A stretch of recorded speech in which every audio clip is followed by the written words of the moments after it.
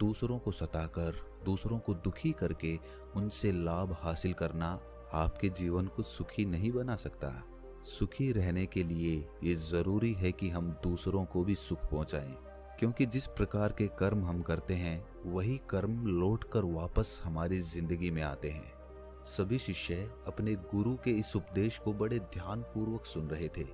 एक शिष्य ने ये उपदेश सुनने के बाद अपने गुरु से सवाल किया कि गुरुदेव, हमारे आश्रम में बहुत सारे मच्छर हैं। जब हम रात को सोने की कोशिश करते हैं तो यही मच्छर हमें परेशान करते रहते हैं, तो मजबूरीवश इन मच्छरों को हमें मारना ही पड़ता है।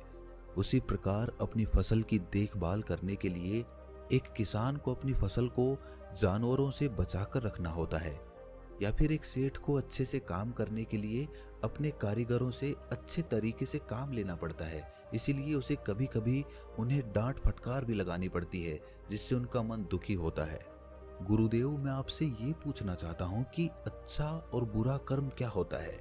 क्योंकि अगर हम मच्छरों को नहीं मारेंगे, दूर नहीं भगाएंगे, तो वो हमें सोने ही नहीं देंगे। उसी प्रकार कुछ जानवर ऐसे होते हैं जिनसे इंसान को भी खतरा होता है।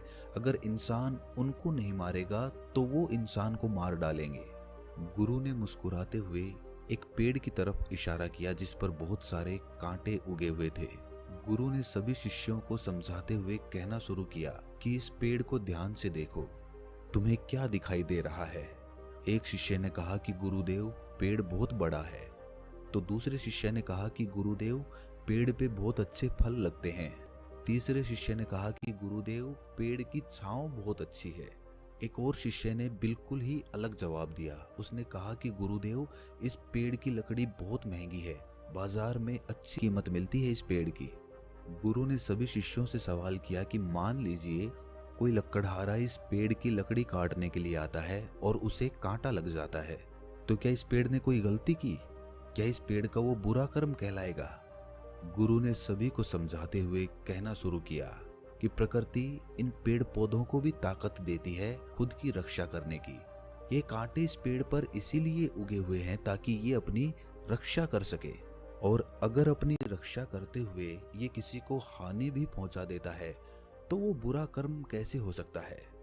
क्योंकि इसका सर्वप्रथम कर्तव्य यही है कि पहले वो खुद की रक्षा करे, क्योंकि जब ये खुद की रक्षा कर पाएगा तभी तो दूसरों को फल प्रदान कर पाएगा। इसीलिए खुद की रक्षा के लिए किया हुआ कर्म कभी भी बुरा कर्म नहीं होता है। गुरु ने कहा कि जीवन एक द्वंद्व है। यहाँ पर अच्छा कर्म और बुरा कर्म इतना साफ नहीं होता है। आसानी से तुम निर्णय नहीं ले पाओगे कि अच्छा कर्म क्या है और बुरा कर्म क्या है। उसके लिए तुम्हें तर्क शक्ति का इस्तेमाल करना होगा।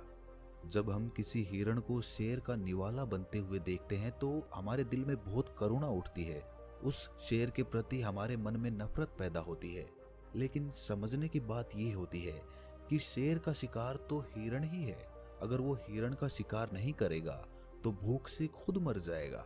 तो इसमें शेर गलत कैसे हो सकता है?